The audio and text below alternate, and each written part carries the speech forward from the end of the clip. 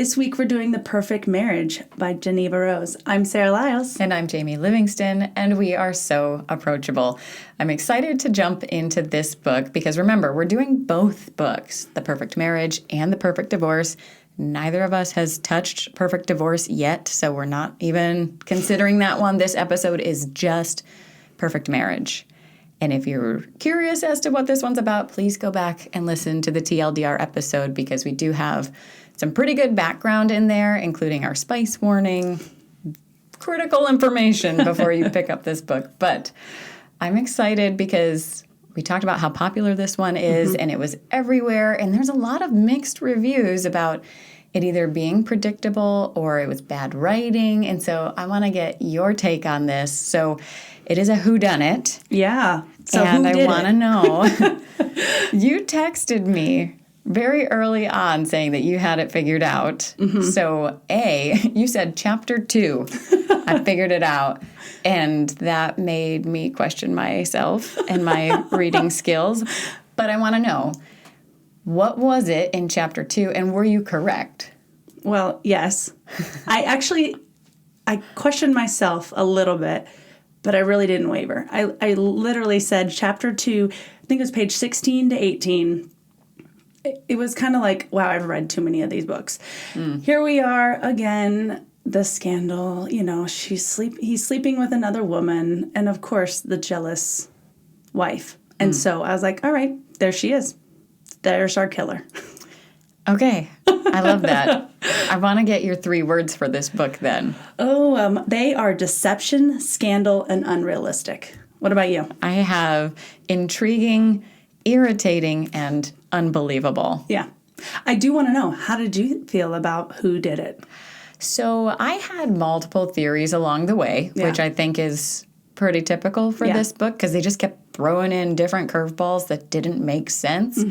But all along, I was mostly on the Anne and Matthew train. Yeah, I could see that. But I just hands down had no idea why Sarah wasn't considered a suspect at all. And so I had suspected her. I mean, like, the fact that she wasn't even considered a suspect in an affair, like, that did not make any sense. Like, of course, in a fit of rage, she would have gone and killed her husband's mistress. Right. She should have been a suspect, and her name was never mentioned around being a suspect at all. Which also made me go, she did it. Because every time I kept reading that, I'm like, why would they just not even mention her? How unrealistic. Right. And then she's like the one defending Adam, which is also like, she's trying to hide herself. And so everything in my whole like reading of it was like, come on, law enforcement. Right. It also shows a lot about all of that. Well, and there were definitely, the sheriff was being shady and there was just bad police work going down. But yes, not to the point like, the DA wouldn't, or like the county prosecutor wouldn't just go for the slam dunk case. Like, that's not, like, the wife would have been considered a suspect, hands down. Like, and it would have been a conflict of interest, and there's no way she would have been allowed to represent him. Well, because she would have been a suspect too, and they rushed this trial. Yes. Like, it took place in 2 weeks. Like, that doesn't happen. No. A capital murder trial after 2 weeks, 2 weeks after the person was killed, that doesn't happen. It's like a year, and they have to do this discovery. And like, I've followed a lot of trials in my job. And so this was so unrealistic. I like that word. I had unbelievable, but unrealistic fits. Right. And to me, it's like, you're not even looking at her alibi either. Because look at Anne. She was, like drunk? I mean, and so how believable is it that they're going to say, oh, yeah, that's true, that's accurate? Because we all know you go out and you drink, you lose track of time. You're like, what time is it? I don't even remember where I was. Sometimes you black out. And so, I don't know. Well, that's also one of the reasons why I thought it could be Anne. Because she idolized Sarah, yes, for one. And it could have been that Sarah ordered her to do it or asked her to do it. But even their friendship, I mean, it was a very, very odd relationship because she was like you are my friend. We get lunch together. And it was like, okay, if you have to define your friendship like that, that's maybe not a friendship. But I think Sarah made some comment about how things got awkward Yeah, that last was weird. night with Anne. And so I was wondering if there was some like gay tryst happening here. Like it was weird. Like she used the word awkward. I'm quite sure. Yeah, and I was just like, you're accurate. okay, so what was awkward about that? And then later on, there's a weird chapter about like she had a visitor in the night. And so I was like, did she have Anne over? Like, this is weird. Like, so she killed her husband for having an affair, but maybe she's actually gay. Like, I had a lot of theories going on in my head. Were you thinking Anne was trying to kill, someone? Maybe. Okay. Like, I could see it. Just very strange wording. And like, I got that she was working on her alibi there, but the fact that she said things got awkward, I thought was very strange. Yeah, that is strange. What did you think about Adam? Adam. I mean, none of the characters in this book were good, okay? That's true. They were all very unlikable. Yes. There was not one character that I was like, oh, there's just a hint. Some people were like, didn't you feel a little bit, some of the reviews, like feeling sorry for Sarah? No, there was no part of me that felt sorry for any of them because none of them were good. No. None of them were good in their space. Like, not to like say I condone what any of them did, but they had excuses. And so, I mean, Adam was fine. He did what he had to do. For whatever reason, he was longing for that. No respect for Sarah. I mean, I feel like if you want to go have a divorce and then go be with someone else. Don't just go sleep around with somebody else. And so that whole thing was like, come on, Adam. Right. We've had this conversation before. I hate cheaters. I hate the books that talk about affairs. And it's like that person is automatically written off. Like you are just a sleazebag and I don't even want to think about you anymore. So it was kind of hard for me to read through this book knowing the back of the book explains he's having an affair. But the person, I listened to the audiobook for this one, and I hated the voice of Adam.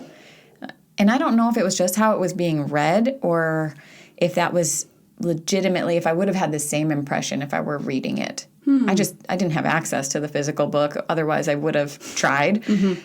But he had all these really harsh consonants, and the person reading it, like, just had so much attitude. And, like, it just came across very strange to me, and I feel like if I would have read it, I maybe would have read him in a more reasonable voice. So, I don't know. He just sounded angry in my head the entire book. I mean, he was accused of murder that he didn't do, so... Wouldn't you be angry? I would probably be angry, but, like, everything was very self-centered, so I didn't really like reading his portions of it. Yeah. I could see that. I mean, I read and listened. I read more than I listened. But I will say, reading him, I felt those were intentional. I felt that she wrote him that way.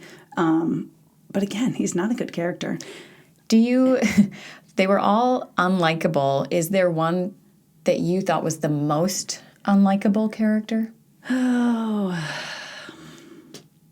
I would probably say Sarah was the most unlikable. Mainly, maybe because I thought she was the one that killed. But I also think that all of the way she did things, even if she didn't kill, which we all know at the ending. Obviously, I've given that away a lot. But even though the things that she did, the fact that she put her work before her family, the fact that she had a better relationship with Anne than she did her own husband, all the things that she did, she was conniving. She was just deceitful. And, we find out later on that she killed her own mom. I mean, there's a whole bunch of horrible things about her. Yeah, just throw in that sentence at the end. I mean, there's so much to it that I'm like, I did not like her from the start. What about you? That's interesting because I probably would have ranked her higher on the likable list just because I envisioned her maybe as like this boss woman and not a psychopath. So I was giving her the benefit of the doubt. She's this like big time lawyer and is doing what it takes to get by. Like, yes, she was cutthroat, but I feel like it was all, she was being portrayed in that business lane, not in like the horrible person lane. The things that you just said are very, very valid, but I think I was taking them more as like, I'm the CEO, I'm the breadwinner, I'm going to be right. I don't know. So I didn't think that she was the most unlikable. You didn't see her as ruthless and like a master manipulator? Well, yes. But that didn't make her unlikable to me. Okay. I don't know. I mean, there was like Bob came across as a big dummy. And then Kent, is that her partner, I think, at the law firm? Yes. Like, he seemed like a big jerk as well, but also the kind of person that you would expect or envision at the top of one of those firms. Yeah. So That's true. the lawyers I guess you all have were to be- portrayed poorly. You have to be really ruthless to be a good lawyer. Right. Yeah. So unlikable, yeah. I feel like Bob was up there pretty high, and that was probably on purpose because he was part of the plot. Right. And what do you think about the sheriff? I was very confused by the sheriff. Did you predict that it was his DNA that was the third? Absolutely. Really? I saw him as like, I think because I already saw in there that she was saying how the law kind of was like, basically that they weren't doing a good job at really uncovering things. And so I was like, there has to be someone behind it all covering things up because they're covering their own tracks. And so to me, I was like, all right, the third one has to be someone in the law. And the only other person that looked super sus was the sheriff. See, and I didn't. That really surprised me. I thought it was going to be Scott's partner. Oh. Or the other investigator, because there was somebody else that like kept coming in. Was it Hudson or I don't?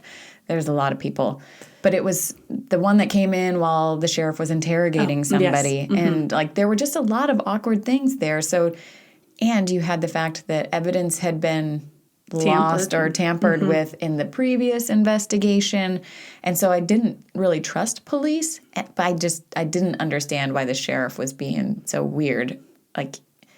But why was he? I'm just so confused as to why Kelly was sleeping with so many people. I mean, she gets around. Like, why? The sheriff was sleeping with one of his deputies' wives. Like, that is so twisted in and of itself. Yes, I agree.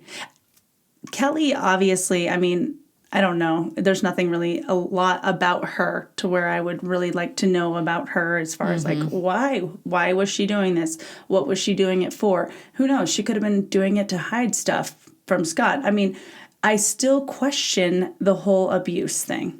I was going to ask you that. Do you think she was abused? I don't think so, because the more that you unveiled and showed about her made me trust her less and less. And her words seemed like, I mean, yes, she can't defend herself, but I didn't trust her. What'd you think?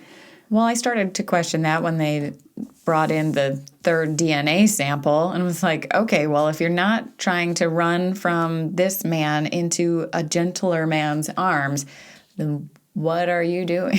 Yeah. Like, what do we not know about you? This is very strange. And so then you go back to, was her first husband abusive, or why did that guy die? Like, there's a lot going on there. And so I think we're told to kind of look at Kelly as a victim, but she's also very suspicious in this. Yeah, I don't look at her, after reading the whole book, looking back, she's not a victim. Like, yes, she died. It's sad, it's unfortunate, but she did a play of her own things. Did it stand out to you that at the very end, Sarah and Bob have a baby named Summer? You mean Kelly Summer? Did that stand out to you? Creepy. What on earth is that all about? I mean, sick and twisted, just like their relationship. It clicked in my brain when I was looking through some other questions, and I was like, how did the name stood out to me, but it didn't actually click. I was like, that's a weird name. I don't know why, but it feels like a weird name. And then I was like, Sick. That is so ridiculous. It's sad because that poor kid has no idea. I mean, but you look at their relationship, Bob and Sarah. Okay, it's what stands on what? Deceit, lies, and scandal. Right. So what's new? I mean, I don't get, like, we have read so many of these different books. A lot of things seem to be common, whether it's like the woman being the horrible one, whether there's affairs, there's a lot of different things that I'm like, I mean, it's entertaining, but.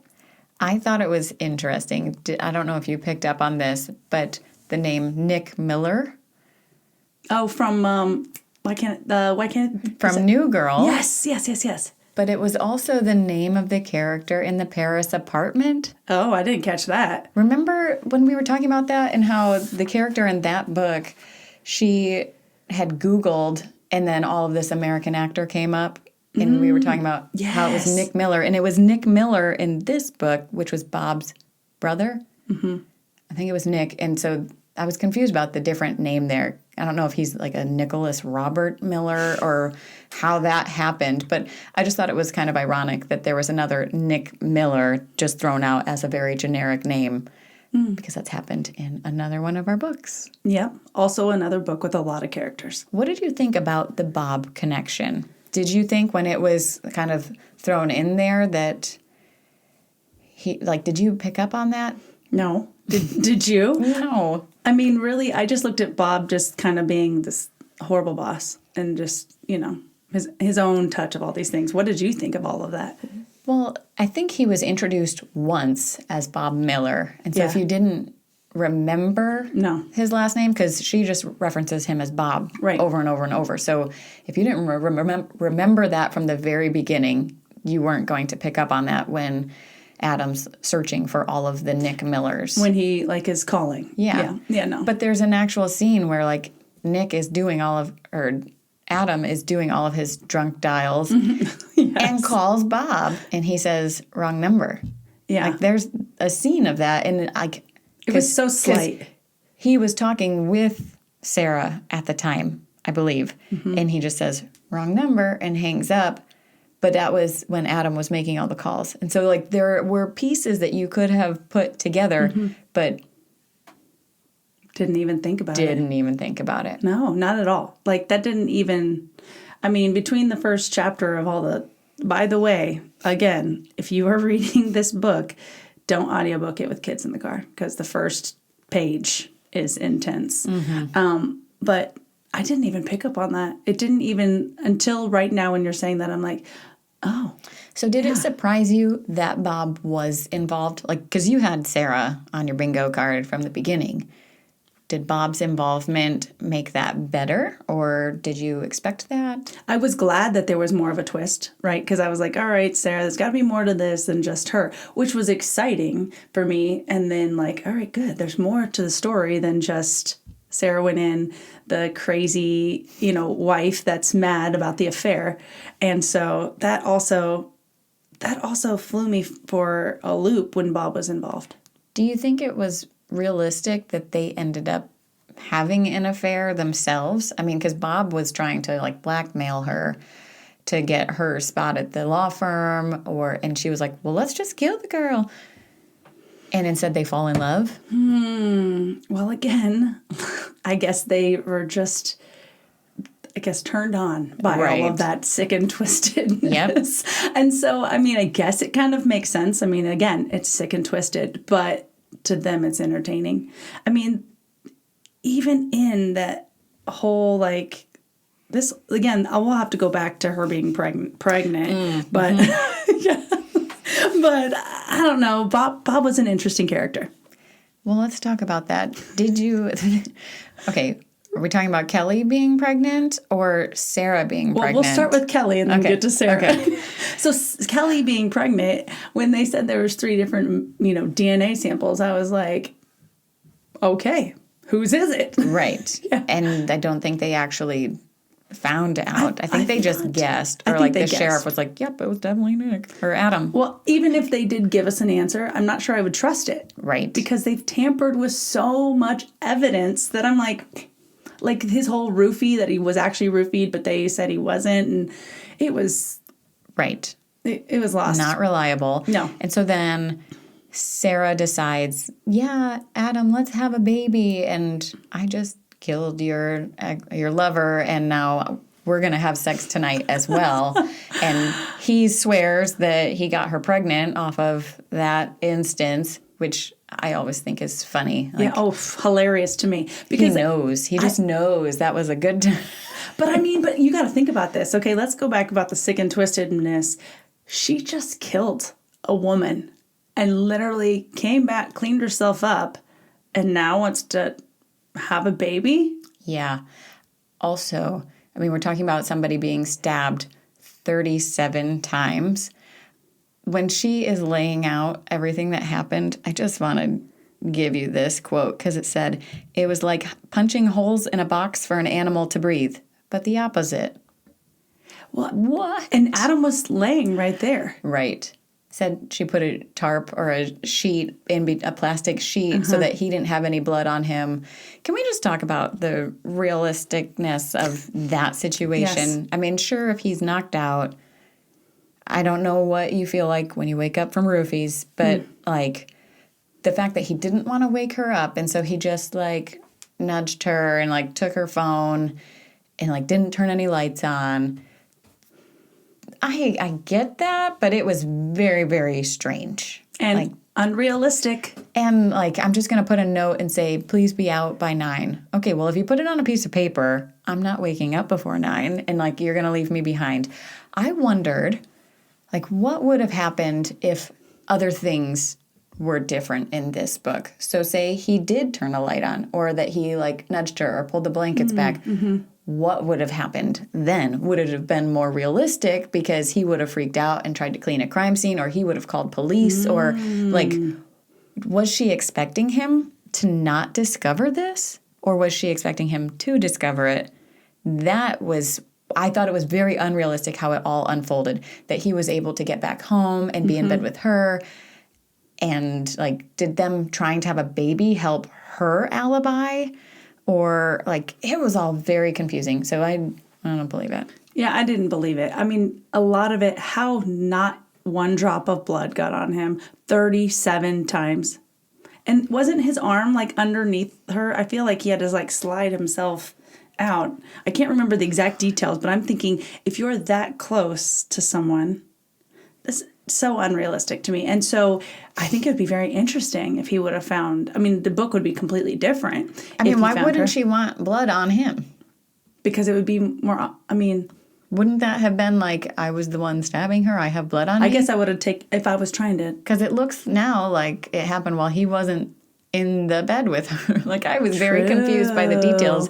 It didn't feel very incriminating to him. He could have woken up at 2 a.m. and been something happened. I was drugged. Call police. True. So, it totally would have that's true. Fallen apart. I was very confused. Yeah, I don't know. Again, I don't think for somebody who dealt with the legal system and thought she could cover all of her steps and traces that she actually did a decent job of it. Yeah. It could have been uncovered very easily or unwound.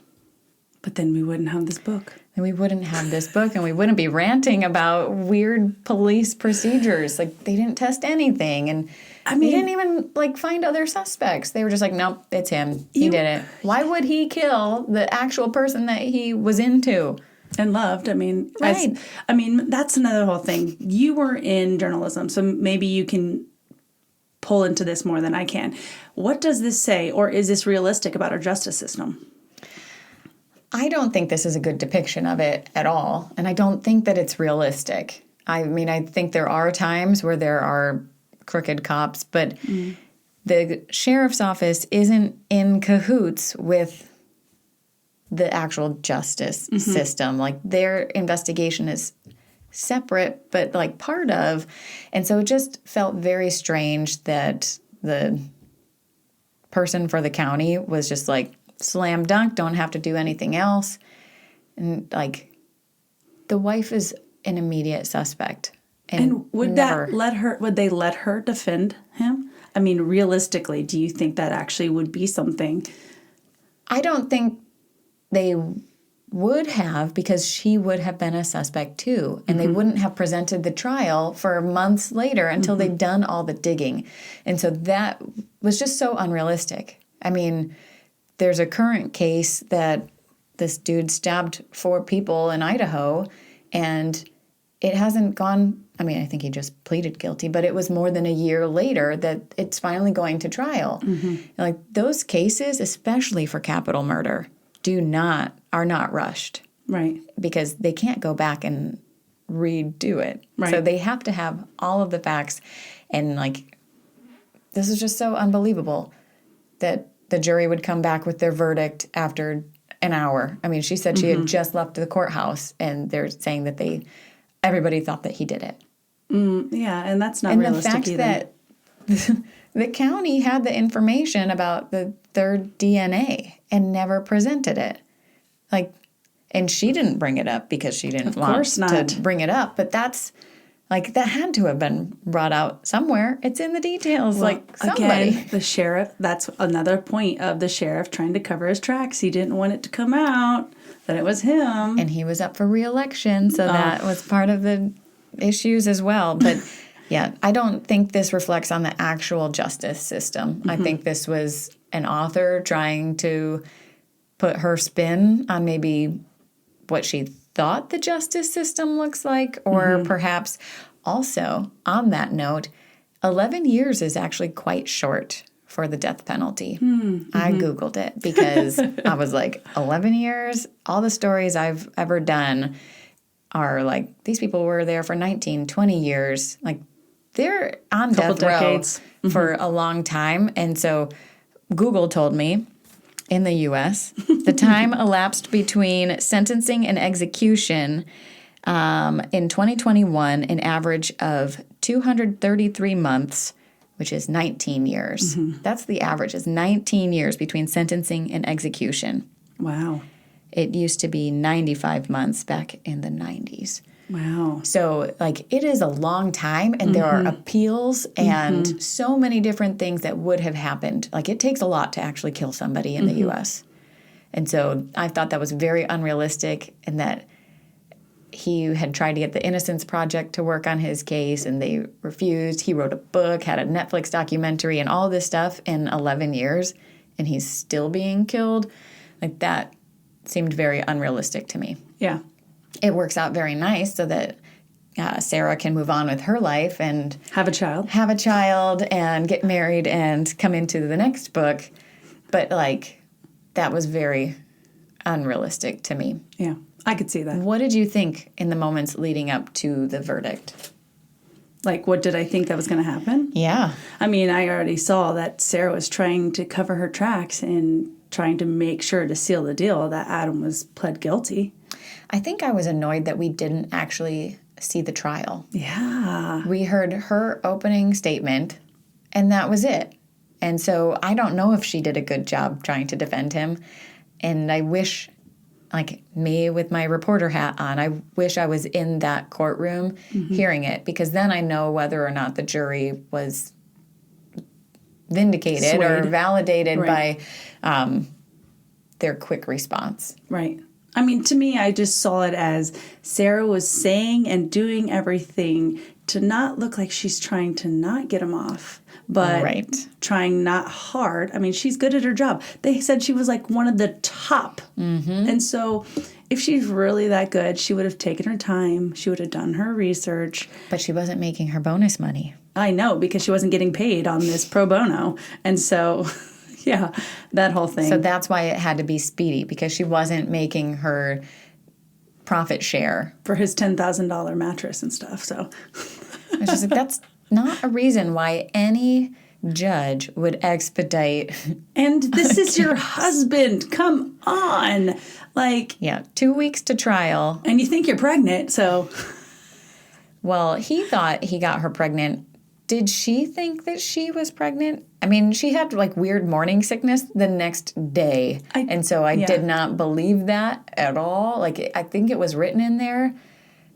I don't know. Did you see that scene and think morning sickness? Because that was... I kind of did until I realized the timeline. And then I was like, oh, no. It's a few weeks. You're not, like, pregnant immediately and going, oh, my body's pregnant. Right. She, like, threw up the next day, and I was like, okay, maybe 5 weeks later that can start. But right.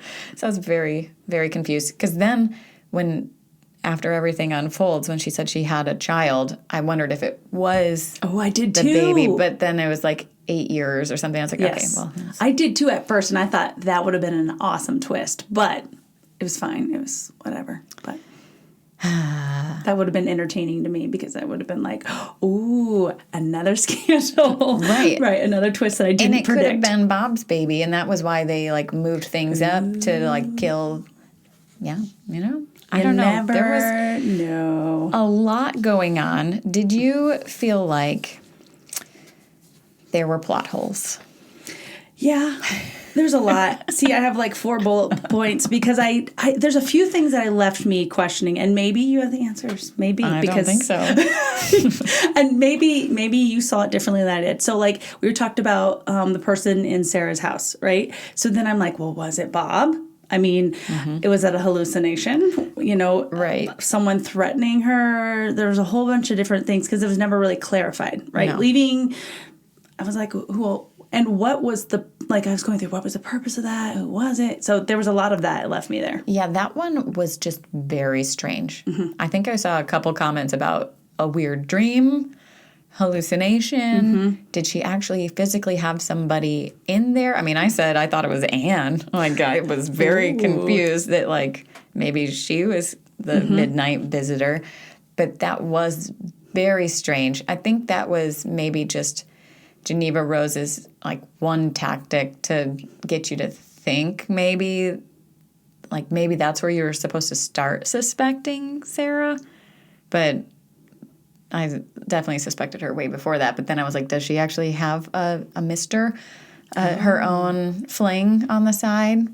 And so that was like, okay, well, maybe. That was very strange. It was very strange. That was one that I was like, okay. And then at Adams, how oblivious he was. I was like, how did he not notice that she'd been killed, which we talked about? There's no blood, no smell, no suspicion. That still, to this day, I'm like, I don't understand how that was the biggest thing. Like, how? How did he not notice that? And we'll probably never find out. No, but the fact that she was like rolled up in the blankets to the extent that he couldn't like see her body at all. Like when my husband leaves, I'm sleeping in the morning, but he comes and kisses me goodbye. Like he would know if something were wrong. Yeah, you would think. And blood, have you ever smelled blood? Lots of blood. It's very metallic-y, right? Lots of iron. Yeah. You smell it. It's very distinctive. Yeah. And so even just the smell, I would think would be relevant. Right. And I understand like not turning the lights on or not wanting to wake her up, but like you would have had the hallway light on. There would have been light coming in from the door or from the phone or something.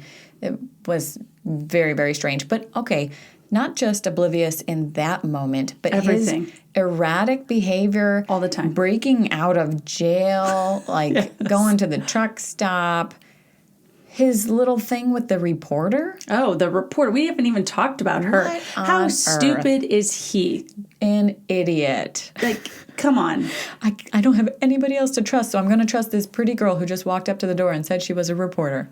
How stupid. Which, a chapter before, Sarah had posed as a reporter to talk to somebody at the cafe. And I was like, that is clearly somebody posing as a reporter. Well, I just don't get how all these people are trusting when they're not even trustworthy. And so I'm like, how are you trusting people when you can't even trust yourself? Right. That just didn't make any sense. I mean, it made sense that it was somebody that Sarah and Bob had hired to like kind of keep tabs on him or point him in this way of their investigation. But the fact that he believed her, he and fell even for it. after he broke out of jail, he wanted to go see her. And, like, that was his choice of, like, going. And, yeah, that didn't make any sense to me. The stealing her car to go to Sarah's work and beat somebody up, like, that was just insane that all of that happened in this case. Like, no. Right. Nope. Don't believe it. There's so much more that could be.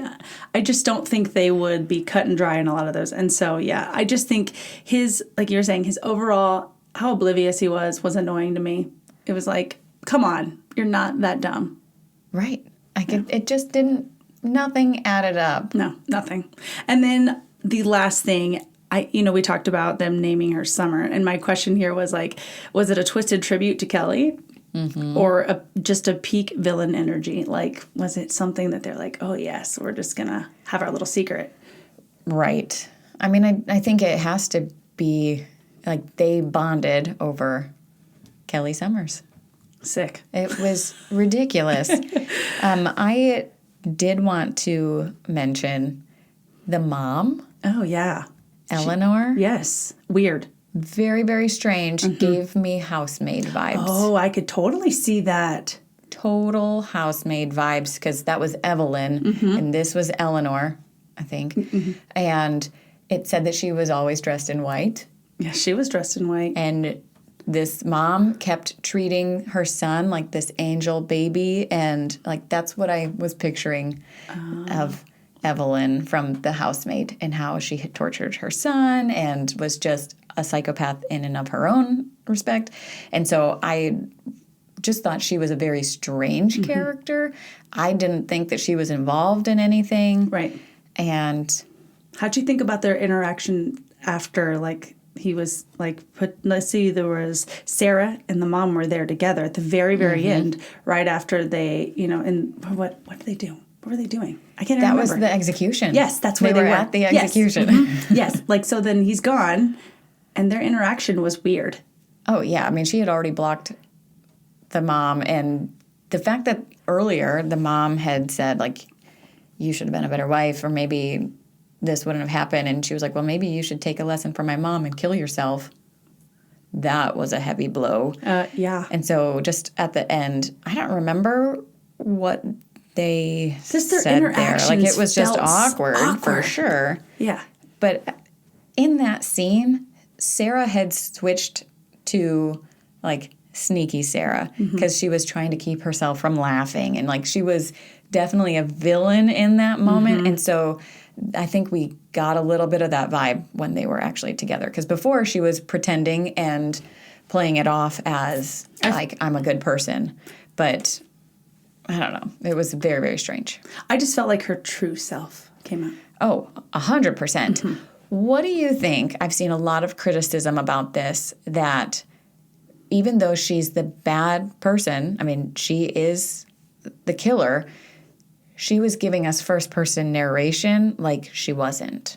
Yeah, that was very interesting to me, because we were seeing hers and Adam's, as the narrator. And so I do wish that she would have given us more hints. I get that Jeneva was trying to really pull to, like, she wasn't the guilty one. But I guess that was, like, her thoughts in her head trying to, like, pull that we aren't pointing all to her. I wish she would have given us some more hints. But do you think that Sarah's parts of the book could have been third person? Like, that could have been written third person, and then Adams were in first person as they were? Or would that have been too suspicious?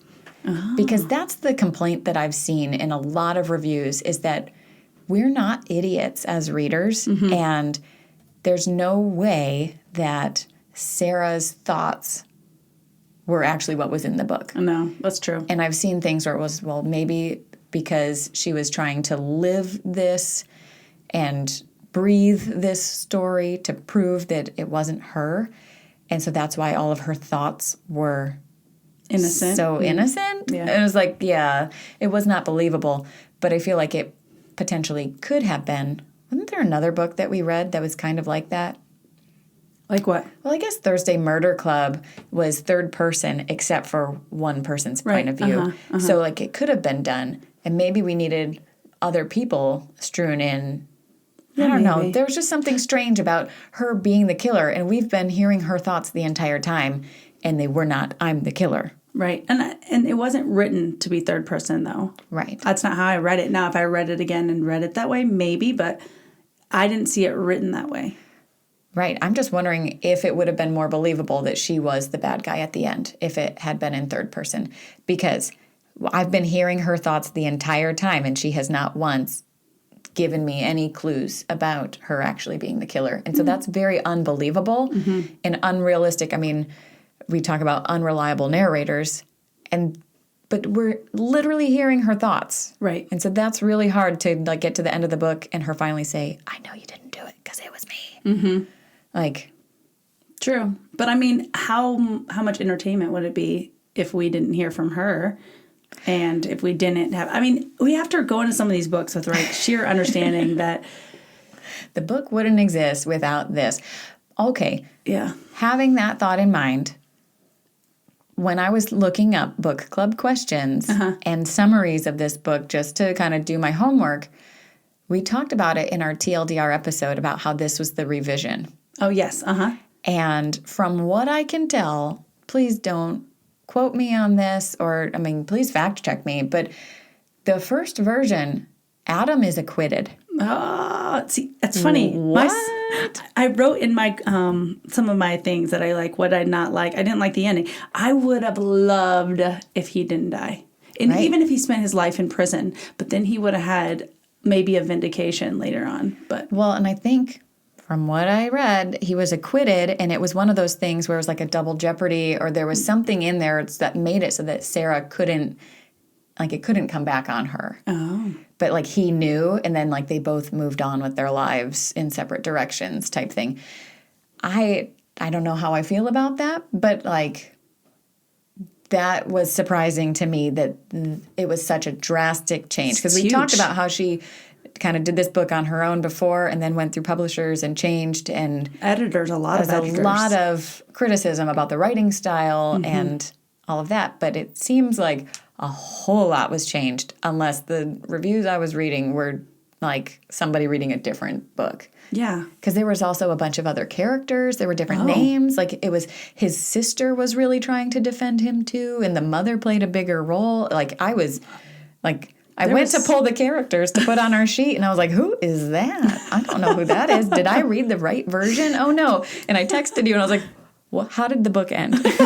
Please tell me. Scott died? Like, because in this other one, he doesn't. Scott, I keep saying Adam. Scott. Adam died. And like, so please, if you read the other version and you're listening to us and thinking we're crazy, we're not. We just read a different version than you. If you did read the other version, please give me the alternate ending. I want to know now. Right? I would have to really search hard for that, but was it hard to find? Those were the first things that came up when I was searching for book club questions. And that's why I was so confused. I was like, wait, please tell me I read the right thing. We're about to record this episode, and I'm so confused. So, yes, I would like to dig a little more into that. But I'm hoping that, like, the other copies were, like, pulled from shelves and gotten rid of. I wonder, was that by J.R. Adler or Jeneva Rose? I think they were Jeneva Rose, but I'm so confused by that. That is interesting. I mean, that's a huge, huge that changes everything. Right. But maybe that was also to change for the second book, or to, like, pave a path for that. I don't know. I think that they could have still had the perfect divorce and in that, even if. But yet, who knows? I think the biggest clue for me that it was, in fact, Sarah was all the mention of timing. Especially in the end when she's explaining or about to lay things out. Or I think maybe it was while she was doing her opening remarks for the trial. She said, like, it's all about the timing. And if anything, I'm good at timing. And I was like, And there were several references to timing throughout the book, and even at the very beginning. And that's why when you said chapter 2, I was like, I'm going to go back and see if she was talking about her timing there, because she was. Like, she referenced it so many times about how, like, for her job, like, she knows, like, when to say things, and it's, like, very important. And I think that was very noticeable because she looked at the time when she was with Anne and was like, no, let's go get some drinks. Constantly And checking. so she was obsessed with time. It got him a watch. Like, there was a lot of references to time in this book. And so at the very end, when she said it was all about timing, it's why I'm good at my job. And I was like, okay, well, I'm about to find out that she's the killer. But, like, I know right now in the last chapter, right before she says it. Hey, that's great, though. I love it. You're getting there. You're getting there. I just feel like I'm like, all right, this is like cut and dry. It's always, I mean, I was hoping I was wrong. I really was hoping I was wrong. Yeah. So what is your rating for this book? Oh, Do you have more questions you want to answer? I feel like we've definitely ranted. yeah, I guess like we try to. Okay. The book cover, how does it tie in? What do you think about the cover of the book? I enjoy this cover, although I've seen 2 different versions. And I don't know if that means that it's the old version versus the new version because we talked about it, and this one, the new one, looks more like this. It doesn't have the rings on it. Yep. It's empty and open in the center. I don't know. I mean, the blood everywhere makes me think of all the evidence, and I wish they would have done a better job with it. Yeah. I think that this is beautiful, and I love the bloody pages on the like fancy copy. Yes. That I do one's think, fun. and crossing off perfect with blood is, I mean, it makes sense. Yeah. Okay, so you want to go first? You want me to go first? I am relating this one a lot to our last book, where it was fun to read and like I flew through it, but it was not believable. I did not trust the investigators. I did not trust the investigation as a whole. The justice system was not portrayed correctly. This is not realistic.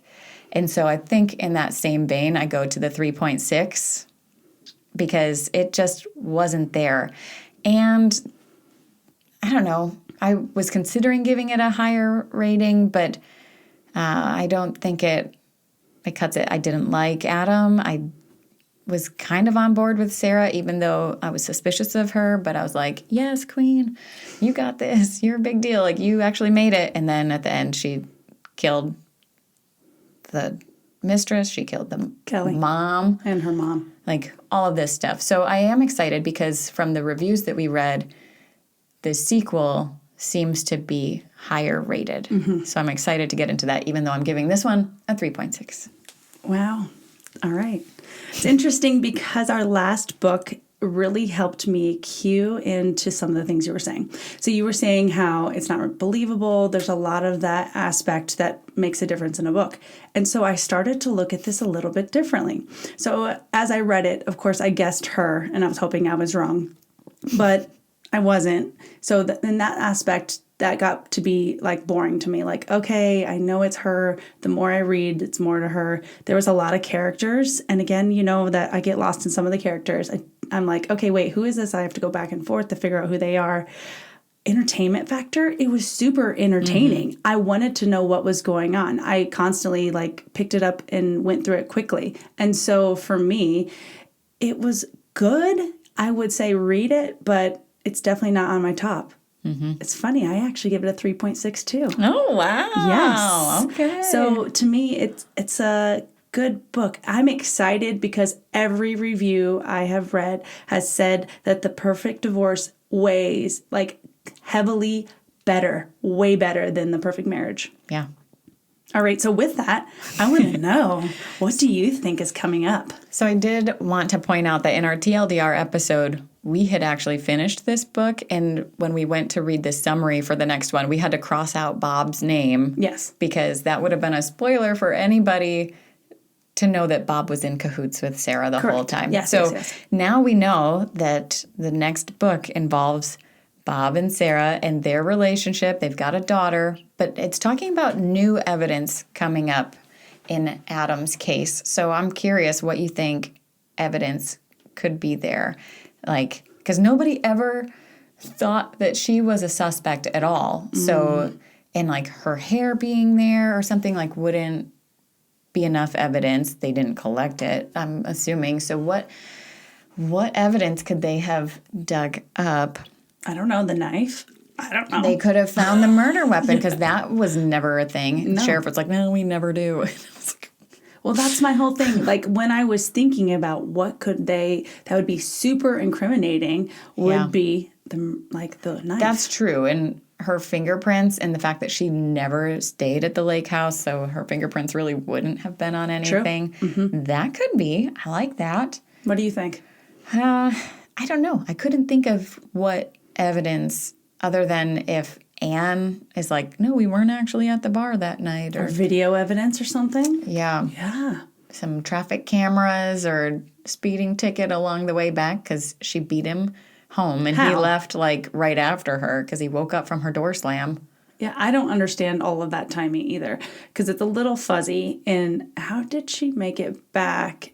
Whatever. I mean, obviously she killed her before he woke up, Right. but she had to clean herself up and clean up the Right. mess Clean that was herself. There wasn't any evidence of that. her clothes. Maybe I don't know. Right. Bloody clothes.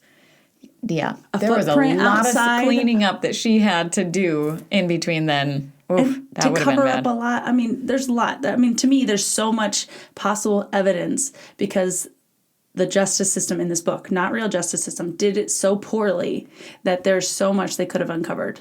Right, but I don't think that they did. Like, they didn't collect anything. Nothing. So and she walked through the murder scene like the next day with the sheriff to be like, oh, yeah, well, did you test that for drugs? Did you do? She's trying to incriminate Adam, so I get what she was trying to do. Yeah. Okay, so whatever evidence comes up, the back of the book said that it pulls her back into the spotlight. So maybe people now think she's the one that did it. But Bob has an affair. Come on, Bob. We learned she doesn't take lightly. How stupid are you, Bob? She literally, and she literally will go through any length, any hoops. Right. What an Although, idiot. I mean, it did say a one-night stand, so it wasn't like a passionate, long-term affair that we know of, but still enough to kill a guy. I mean, I would guess, they say that saying of like, when you meet someone and that's how you met, don't get surprised if that's how you guys break up. Because Right. in scandal meets scandal. So I'm curious because it's talking about how they are playing dirty in this investigation or in their divorce because they both have dirt on each other. Yeah. Because they were both in on it. So I am actually really curious to see how this plays out. I'm excited because I have seen people rate Perfect Marriage like a 2 and then Perfect Divorce like a 4.5. That is huge, a huge difference. And that's like the same person I've seen give out those reviews. So I'm excited about that. All right. Well, I'm going to hang up here and I'm going to go push play on the book because we have it here. And I'm excited to come back next week and rant about the next one. Yes. So keep reading. I'll keep ranting. And remember, you are so approachable. That's funny. I really was like, no way she's going to rate it as low as I am. But I'm not even kidding. You really did. Your thoughts about when you bring in your journalism and you might make me start thinking differently, which is good. Mm-hmm. I think you help me think differently, and I hope maybe I help you think differently. I think so.